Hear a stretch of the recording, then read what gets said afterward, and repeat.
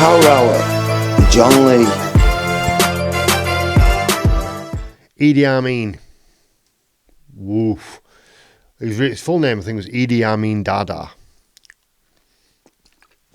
And why does Idi get a doof or a boof or an oof? There's some rum cases here. Some really, really dodgy characters on this list. But Idi Amin was a beast. I mean, physically, he was a monster of a man. And he was actually the Ugandan... I mean, he's the Ugandan dictator in the end. And he was the Ugandan heavyweight boxing champion as well. And apparently, as we say in Manchester, he used to one-time people. So heavyweight Ugandan boxing, I don't reckon it's easy to one-time the other guy. I bet they got some big lads in that tournament. But he was, he was unbeaten for years. Used to batter everybody.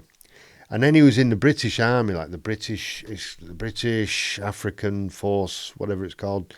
Maybe Johnny might smash the real title of that for me. I can't remember exactly. Regiment, British African Regiment, something like that.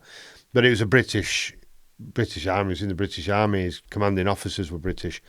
And he said he was an excellent soldier, And he was very brave and tremendously strong. And he could carry 2 Bring guns over one shoulder and a wounded soldier over the other with no problem, apparently. Absolute beast. And he was supported by the British to the point where he was able to stage a coup and become the president. And at first it was like this lovable clown styles. He's laughing and joking, dancing around.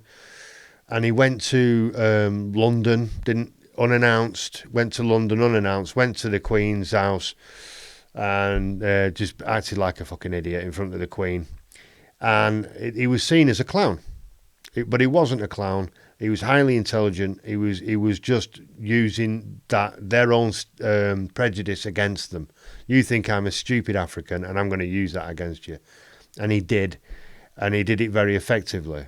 And then he went back and did the most horrible, torturous butchering of his own people you'll ever see. And anybody who ever opposed him or supported anybody who went against him, he butchered them, tortured them, did horrible things that I won't describe on the Power Hour to his own people.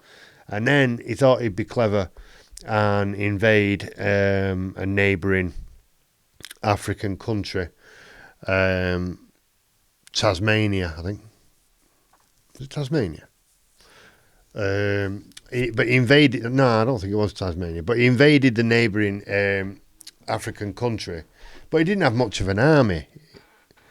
And he went in and they got their asses kicked. So he had to say, right, well, we're going to stop that war thing, because we're all neighbours anyway. We all love each other. But Tanzania, that was it, not Tasmania. Tanzania. So the Tanzanians, they said, nah, none of that, mate. You invaded our country. We're invading yours. So they did. And Idi Amin ran away. And where did he go? He went to Mecca and spent the rest of his days pretending to be a devout Muslim. And he was supposed to be a Muslim anyway, but he drank tremendous quantities of alcohol. I don't know where that fits in, but he spent the rest of his days pretending to be a devout Muslim and was never brought to justice. Never faced a day in prison for any of his crimes. And that's the British tossing around in Africa, thinking you know what you're doing when you don't. And then staying in Africa, we've got Mr. Gaddafi, Moammar Gaddafi.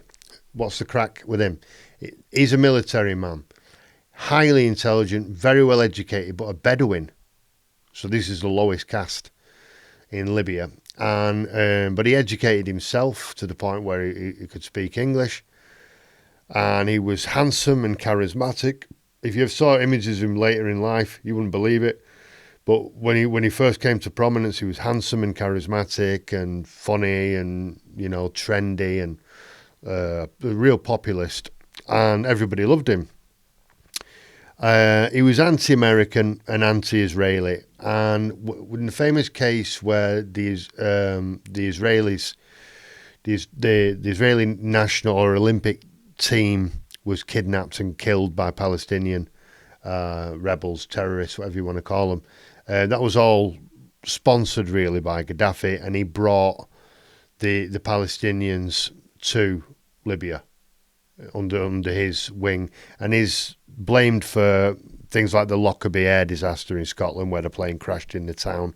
He's supposed to have been behind that, and he's definitely done some horrible and cruel things that photos that you don't want to see. We do not want to see them. They're really bad, the ones that I've unfortunately had to see. And one of the things that made him unpopular, ironically, was supporting Nelson Mandela. Because at this time, Nelson Mandela was painted out by every government in the world to be a terrorist and a communist. He was very unpopular. He didn't become trendy until the late 80s. And Gaddafi supported him in his anti-apartheid movement. You know, get get these white guys out of Africa. They're nothing but trouble. So what happens with him? Well, he's like a figure of hate, really. They don't like him, they don't trust him, and he doesn't really care. He's got the biggest, richest country in Africa under his control. He doesn't really need anybody to like him. But a lot of Libyans miss him, but that's often the case with dictators. But suddenly he becomes America's best friend. Why? Because after 9/11, he condemned Osama bin Laden, said some bad things about Osama bin Laden, and the Americans suddenly fell in love with Gaddafi, thought he could be useful in this, in the Arab League, in the nations, the Muslim nations and all that. So we'll make nice with Gaddafi, literally in a tent. And you can't find any world leader of the time that did not go to that guy's tent. And they all loved Gaddafi all of a sudden, and it's fucking photo opportunities galore with this, very, very, very bad man. But they all became friends with him because they're all politicians, I suppose. And then they kind of ran out of patience with that and thought, well, suddenly we care about Libya. Now we care about it. We were happy to support the man who was torturing and killing them all, but now we care about the Libyans. And so what we're going to do is we're going to bomb it.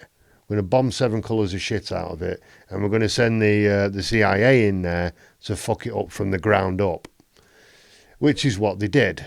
And clear evidence of the psychopathy of people involved in these operations can be seen in the interview with Hillary Clinton. She was directly responsible for this. And she's asked, you see, because she went to Libya. Hillary Clinton went to Libya, and within a very short time frame, the country just imploded. And the forces, they call them things like moderate rebels, whatever, stuff like that. Moderate, they're always moderate. A moderate rebel. What the fuck is a moderate rebel? Well, I might shoot you with this machine gun. Yeah, anyway, they were really ISIS and Al-Qaeda and Al-Nusra and, all these radical groups that were supposed to hate so much. They were being armed and trained and sent into Libya to topple Gaddafi, which is exactly what they did. And then they dragged him through the streets. And even if you really don't like him, even if you hate him, to see that kind of violence is unpleasant. If you find that entertaining, I think you should go to the doctor and say, look, I think there might be something wrong with me. I seem to enjoy horrible, vicious violence and humiliation of other humans. So to watch that is really difficult.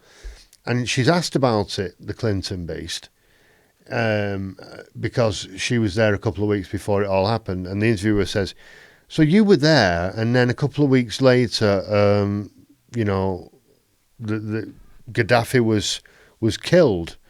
There's no connection between those two things. And Hillary Clinton says, quote, yeah, we came, we saw, he died.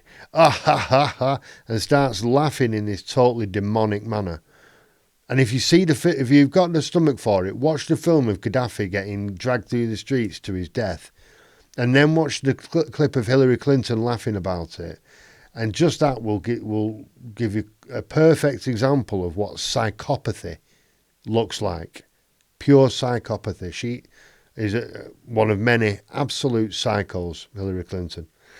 And she's not on her own. She's not on her own. So those are 9 of the puppet dictators. Those are the 9 puppet dictators that I chose, based on my statement that Joe Biden is not going to be a real president and is going to be a puppet, which is exactly what the media accused the last one of being, the last one being Trump.